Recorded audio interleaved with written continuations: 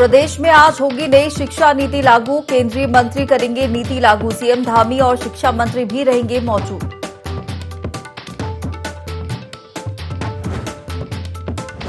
CM Dhami ने टनकपुर में BRO के हिरक परियोजना कार्यक्रम में किया प्रतिभाग। अधिकारियों और कर्मचारियों से मिले सीएम धामी। कहा, बीआरओ के राष्ट्रीय निर्माण में है अहम भूमिका।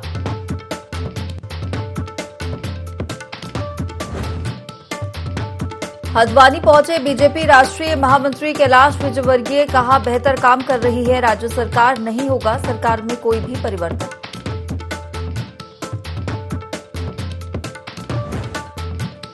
देहरादून में क्रेन्स बिल्डिंग का हुआ लोकार्पण। शहरी विकास मंत्री प्रेमचंद अग्रवाल ने किया लोकार्पण। तीलू रौतेली परिसर में किया गया कार्यक्रम।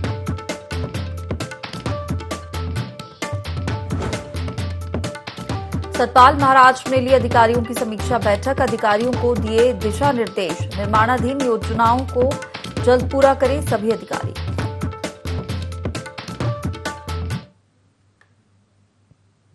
नमस्कार, बहुत स्वागत है आपका देवभूमि लाइव के इस खास बुलेटिन में। मैं हूं आपके साथ हिमांशा मेहता। बुलेटिन की शुरुआत करेंगे इस वक्त की बड़ी और अहम खबर के साथ जो देहरादून से मिल रही है।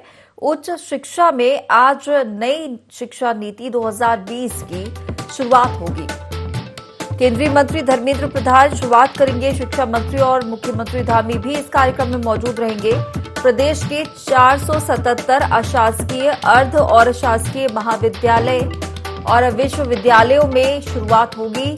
नई शिक्षा नीति में चॉइस बेस्ड क्रेडिट सिस्टम लागू होगा। सभी छात्रों का डाटा भी स्कोर होगा। तो नई शिक्षा नीति में चॉइस बेस्ड क्रेडिट सिस्टम लागू होगा और इसके साथ ही सभी छात्रों का डाटा भी इसमें स्टोर रहेगा।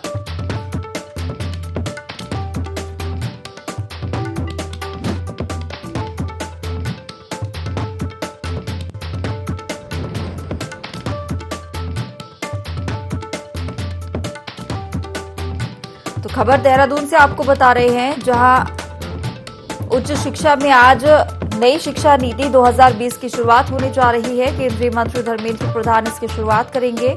शिक्षा मंत्री और मुख्यमंत्री धामी भी कार्यक्रम में मौजूद रहेंगे। साथ ही आपको बता दें कि प्रदेश के 477 अशासकीय, अर्ध और शासकीय महाविद्यालय और विश्वविद्यालयों में इसकी शुरुआत होगी। नई शिक्षा नीति में चॉइस बेस्ड क्रेडिट सिस्टम लागू होगा और इसके साथ ही सभी छात्रों का डाटा भी स्टोर होगा। तो आज से उत्तराखंड में उच्च शिक्षा में नई शिक्षा नीति लागू होने जा रही है। नई शिक्षा नीति 2020 आज लागू हो रही है और वहीं केंद्रीय मंत्री धर्मेंद्र प्रधान इसकी शुरुआत करेंगे। शिक्षा मंत्री और मुख्यमंत्री धामी भी कार्यक्रम में मौजूद रहेंगे।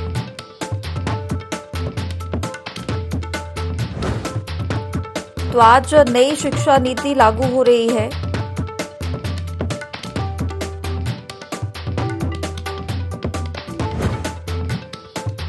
तो केंद्रीय मंत्री धर्मेंद्र प्रधान नई शिक्षा नीति 2020 की शुरुआत करेंगे। शिक्षा मंत्री और मुख्यमंत्री धामी भी कार्यक्रम में मौजूद रहेंगे। साथ ही बता दें कि नई शिक्षा नीति में चॉइस बेस्ड क्रेडिट सिस्टम लागू होगा और इसके साथ ही सभी छात्रों का डाटा भी स्टोर होगा।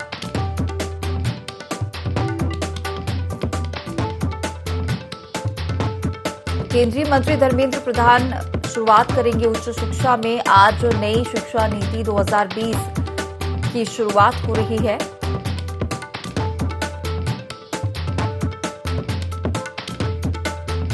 बता दें कि पुष्कर सिंह धामी कार्यक्रम में मौजूद रहेंगे। मुख्यमंत्री पुष्कर सिंह धामी नई शिक्षा नीति 2020 के तहत ये शिक्षा नीति लागू की जा रही है। उत्तराखंड देश का पहला राज्य बना है जिसने अपने यहां नई शिक्षा नीति सबसे पहले लागू की है।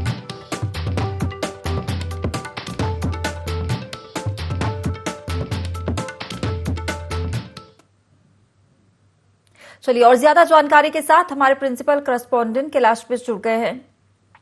कैलाश, नई शिक्षा नीति आज शुरू हो रही है।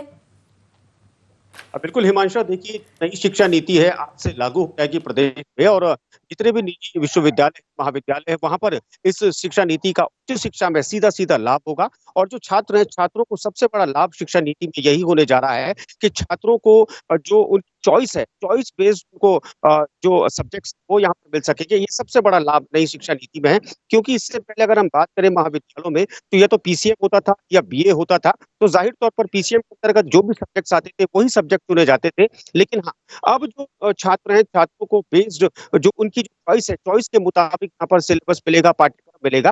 तो ये एक बहुत बड़ा लाभ होगा।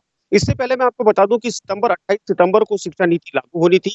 और जो केंद्रीय जो मंत्री है धर्मेंद्र प्रधान, उन्हें उत्तराखंड आना था। लेकिन चूंकि धर्मेंद्र प्रधान का उत्तराखंड दौरा नहीं हो पाया था, तो इस वजह से ये नीति लागू नहीं हो पाई थी। लेकिन अब अक्टूबर यानी आज के दिन 16 अक्टूबर को ये नीति लागू होगी, जिसमें मुख्यमंत्री पुष्कर सिंह धामी और जो उच्च शिक्षा मंत्री है डॉक्टर धन सिंह रावत वो मौजूद रहेंगे। और जो प्रदेश के जो 477 राजकीय महाविद्यालय, प्राइवेट जो महाविद्यालय हैं और अशासकीय जो महाविद्यालय हैं, उन तमाम महाविद्यालयों में ये सौगात छात्रों को और छात्राओं को मिलने जा रही है। बिल्कुल। और धामी इसमें मुख्यमंत्री धामी इसकी शुरुआत कर रहे हैं कार्यक्रम की। कैलाश, उसमें छात्रों को कितना फायदा होने वाला है नई शिक्षा नीति लागू होने से? देखिए, क्योंकि कंपटीशन का दौर है और कंपटीशन के दौर में इसमें कोई दो राय नहीं कि जो शिक्षा है, शिक्षा बहुत उच्च स्तर पर पहुंच चुकी है। लेकिन जब शिक्षा है और जो छात्र हैं, छात्रों को जब चॉइस मिलेगी तो जाहिर तौर पर छात्र अपने चॉइस के मुताबिक यहाँ पर जो सब्जेक्ट्स है, सब्जेक्ट्स को चूज करेंगे, सब्जेक्ट्स का यहाँ पर पाठ्यक्रम अपना अपनाएंगे। तो अपने मुताबिक अगर छात्र और छात्राएं पढ़ती है तो कहीं ना कहीं एक तो उनका इंटरेस्ट जो पढ़ाई पढ़ाई में जागेगा। साथ ही जो आने वाले जो इम्तिहान होते हैं, उन इम्तिहानों के लिए वो बेहतर तैयारी कर पाए। तो कहीं ना कहीं ये कहा जा सकता है कि जो नई छात्र नीति, जो माफ कीजिएगा, नई शिक्षा नीति से कहीं ना कहीं छात्र और छात्राओं को उत्तराखंड में बहुत ज्यादा लाभ होने वाला है। बिल्कुल। चलिए, आप बने रहिए हमारे साथ, आगे और भी जानकारी हम आपसे लेंगे। और अगली खबर की ओर रुख करेंगे जो देहरादून से मिल रही है, जहां बीजेपी राष्ट्रीय महामंत्री कैलाश विजयवर्गीय का देहरादून दौरा है। आज देहरादून पहुंचेंगे बीजेपी के राष्ट्रीय महामंत्री कैलाश विजयवर्गीय। 2023 में स्थानीय निकाय चुनाव और 2024 में लोकसभा चुनाव की तैयारियों को लेकर पदाधिकारियों और मंत्रियों को दिशा निर्देश देंगे।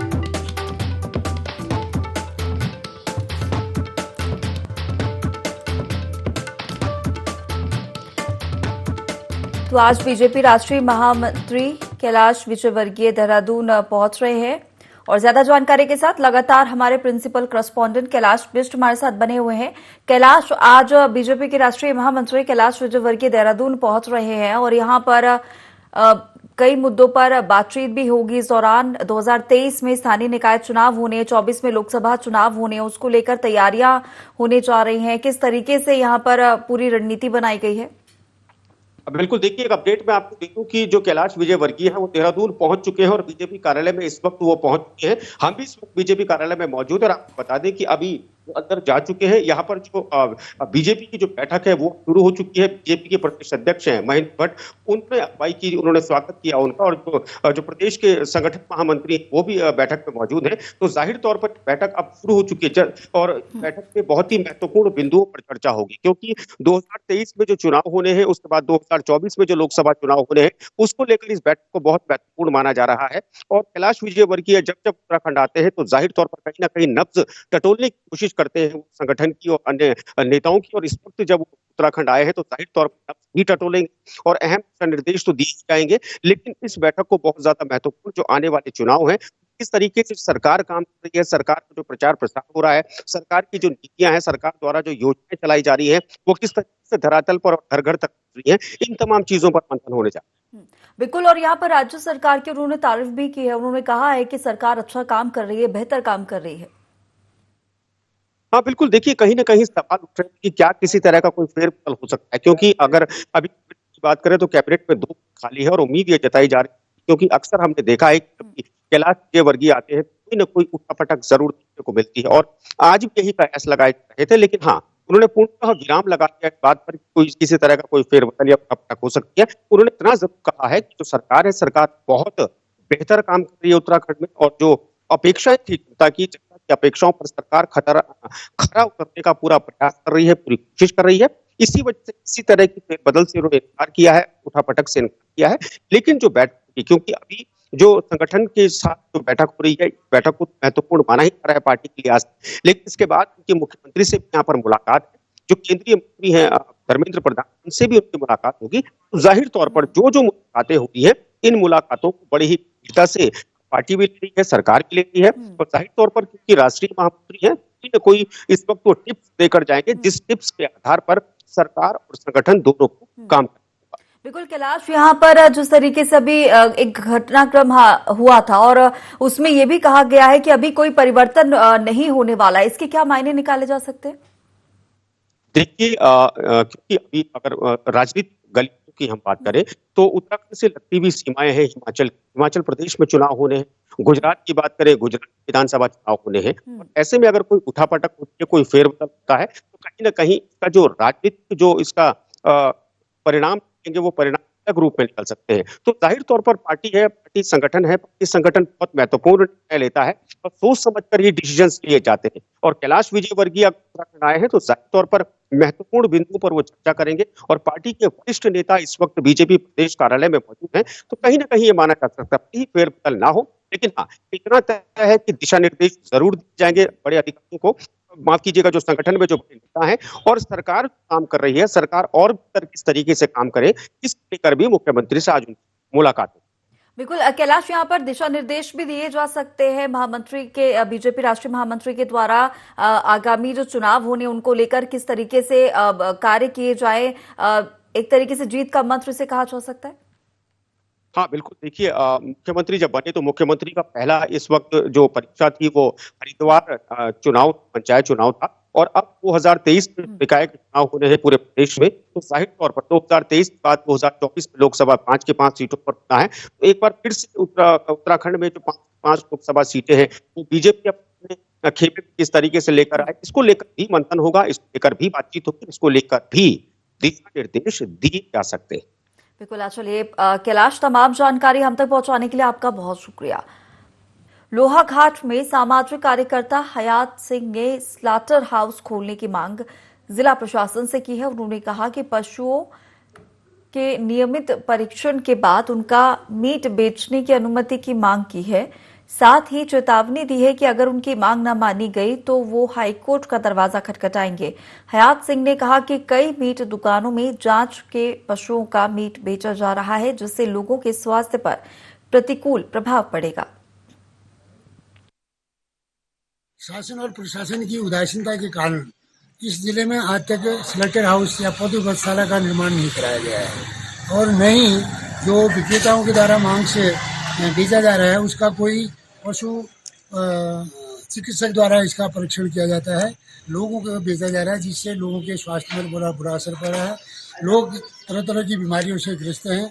जिला प्रशासन या जिला पंचायत जो भी इनको लाइसेंस देती है नगर पंचायत क्षेत्रों में, मेरा ये कहना है जिला प्रशासन से कि इसमें तुरंत जल्दी से जल्दी पशु चिकित्सक द्वारा इसका परीक्षण करने की कार्रवाई करवाई जाए और स्लटर हाउस पशु पशुशाला का निर्माण तुरंत करने की कार्रवाई की जाए। अन्यथा न होने की दशा में मैं 15 दिन के बाद इस प्रशासन के जिला प्रशासन के विरुद्ध माननीय उच्च न्यायालय में बात दायर कर इनके विरुद्ध कार्रवाई करने की मैं मांग करूंगा। हल्द्वानी पहुंचे भाजपा के राष्ट्रीय महामंत्री कैलाश विजयवर्गीय ने पिछले दिनों राज्य में हुए घटनाक्रम के बाद मंत्रियों के फेरबदल और परिवर्तन के उठ रहे सवालों पर विराम लगा दिया है।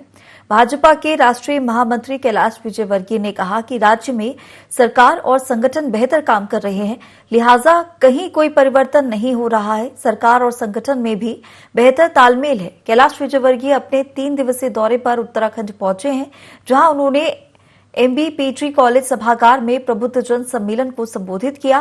कैलाश विजयवर्गीय ने राहुल गांधी की भारत जोड़ो यात्रा पर हमला बोलते हुए कहा कि राहुल गांधी को भारत जोड़ो यात्रा नहीं, कांग्रेस जोड़ो यात्रा निकालनी चाहिए। आज पूरी दुनिया भारत को आशा की नजरों से देखती है। ये ऐसा देश है जहां धारा 370 हट गई और अलगाववादी ताकतों को बैन किया गया। यही नहीं, उन्होंने गैर भाजपा शासित राज्यों पर निशाना साधते हुए कहा कि जहां भाजपा की सरकारें नहीं है वहां से नकली नोटों, हथियारों और ड्रग्स की तस्करी हो रही है। पश्चिमी बंगाल से देश में भारी मात्रा में नकली नोट आ रहे हैं। कैलाश विजयवर्गीय अपने अगले 3 दिन तक उत्तराखंड में हल्द्वानी, हरिद्वार और देहरादून में विभिन्न कार्यक्रमों में प्रतिभाग करेंगे। जो बंगाल और पंजाब दिखाई दे रहा है अभी, पश्चिमी बंगाल और पंजाब, वो यदि है तो उसके कारण है डॉक्टर श्यामा प्रसाद मुखर्जी। क्योंकि जब भारत का विभाजन हुआ था, पाकिस्तान अलग हो रहा था, पंजाब और बंगाल भी पूरा उसमें जा रहा था, पर डॉक्टर श्यामा प्रसाद मुखर्जी ने आंदोलन किया था। उस आंदोलन के आगे लॉर्ड माउंटबेटन को और गांधी जी को फिर से बैठना पड़ा और भारत के नक्शे को एक बार फिर से पंजाब हमने मिलाया, बचा हुआ बंगाल मिलाया। बंगाल और पंजाब यदि भारत के साथ जुड़े हुए तो उसका श्रेय जाता डॉक्टर श्यामा प्रसाद मुखर्जी। उत्तराखंड के मुख्यमंत्री पुष्कर सिंह धामी टनकपुर दौरे पर हैं, जहां उन्होंने बीआरओ के हीरक परियोजना के मुख्यालय में आयोजित कार्यक्रम में प्रतिभाग किया। इस अवसर पर उन्होंने परियोजना के अंतर्गत कार्य कर रहे वीर जवानों और अधिकारियों से मुलाकात की। इसी दौरान उन्होंने कहा कि राष्ट्र के निर्माण में बीआरओ की महत्वपूर्ण भूमिका है।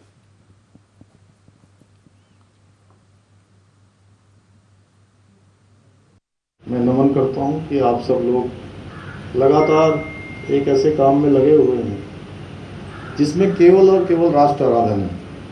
और पिछले काफ़ी समय से, जब से मैं राज्य के मुख्य सेवक के रूप में काम कर रहा हूं, तो मैं देख रहा हूं कि हमारा संगठन बीआरओ भी बहुत कठिन परिस्थितियों में काम करता है। बहुत कठिन रास्तों पर, कठिन रास्ते जहां नहीं हैं वहां भी रास्ता बनाने का काम करता है। सिंचाई मंत्री सतपाल महाराज ने सिंचाई भवन में विभाग के अधिकारियों की समीक्षा बैठक ली। बैठक में 2022-23 के लिए प्रावधानित बजट की स्थिति, निर्माणाधीन योजनाओं की प्रगति समेत कई मुद्दों पर चर्चा हुई। इस दौरान महाराज ने अधिकारियों को जरूरी दिशा निर्देश दिए। साथ ही उन्होंने जमरानी बांध परियोजना को प्रधानमंत्री कृषि सिंचाई योजना के तहत स्वीकृति दिलाने के लिए प्रभावी कार्रवाई करने की बात कही और सौंग बांध परियोजना को महत्वपूर्ण राष्ट्रीय परियोजना के तहत राशि दिलाने के लिए भी विभागीय स्तर पर कार्रवाई करने के निर्देश दिए।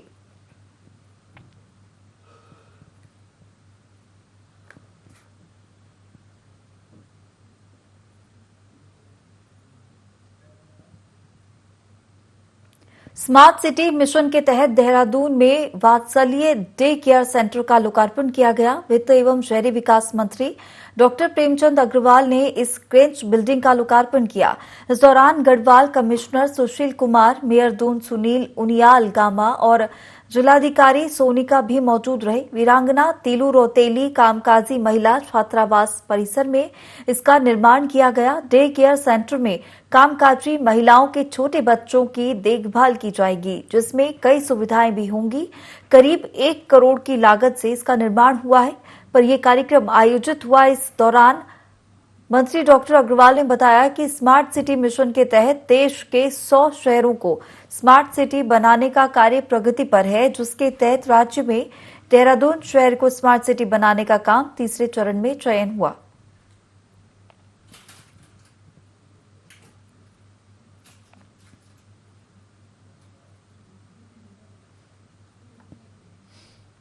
चंपावत के चलथी में एक पिकअप और स्कूटी की भिड़ंत हो गई, जिसमें स्कूटी सवार की मौत हो गई। स्कूटी सवार टनकपुर से चंपावत आ रहा था। मृतक केन्यूडा का रहने वाला है। पुलिस के पहुंचने से पहले ही पिकअप चालक मौके से फरार हो गया।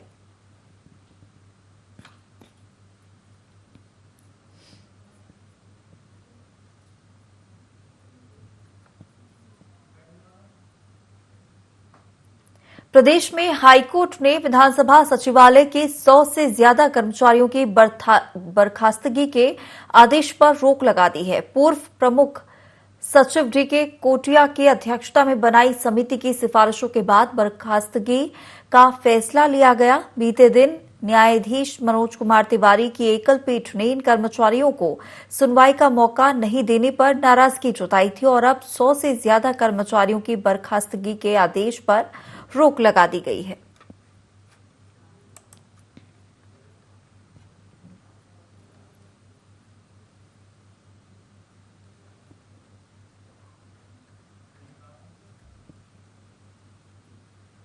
उत्तराखंड के सीएम पुष्कर सिंह धामी टनकपुर के doctor APJ Abdul Kalam engineering college पहुंचे, जहां सीएम धामी ने वृहद रोजगार मेले का उद्घाटन किया। साथ ही उन्होंने जनपद के विकास के लिए कई विकास योजनाओं का लोकार्पण और शिलान्यास किया।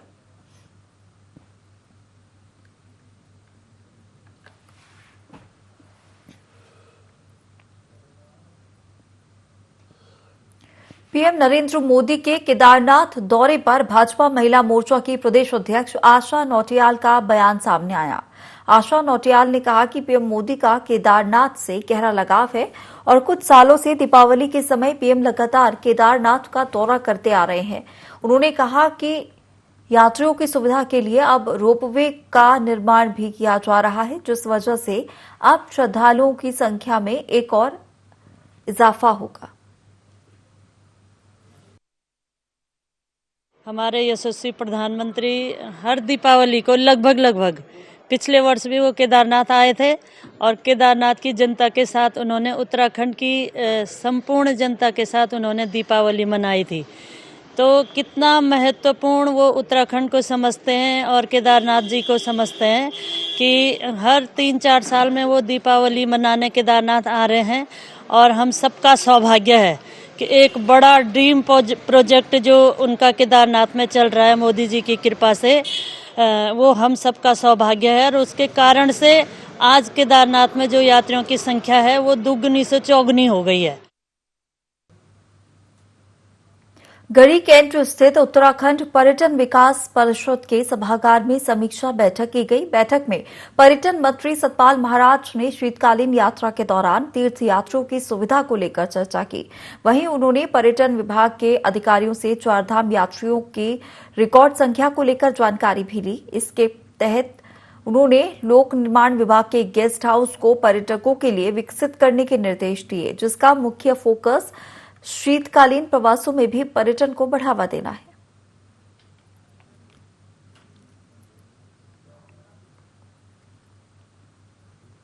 काशीपुर में खनन माफिया और यूपी पुलिस की मुठभेड़ में मासूम बच्चे की गोली लगने से मौत हो गई, जिसके बाद काशीपुर में माहौल गरमा गया है।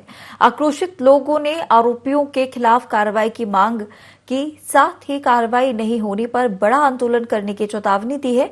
दरअसल बीते दिनों यूपी पुलिस कुंडा थाना क्षेत्र में खनन माफिया को पकड़ने आई थी, जिस पुलिस और माफिया के बीच मुठभेड़ हो गई थी।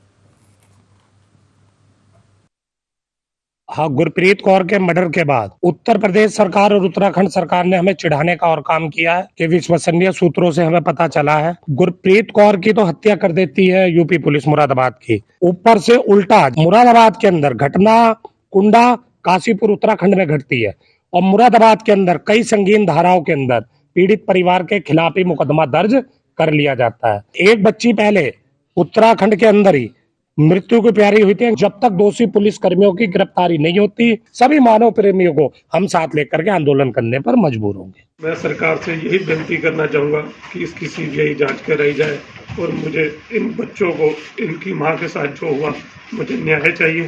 प्रशासन से, पुलिस प्रशासन से भी मुझे बहुत उम्मीद है उत्तराखंड सरकार से कि ये मेरे लिए मेरी पूरी मदद करेंगे। और मैं सारी जनता से यही अपील करता हूँ कि सभी मेरा सहयोग करें। चलिए फिलहाल इस बुलेटिन में इतना ही। आप बने रहिए IND 24 के साथ।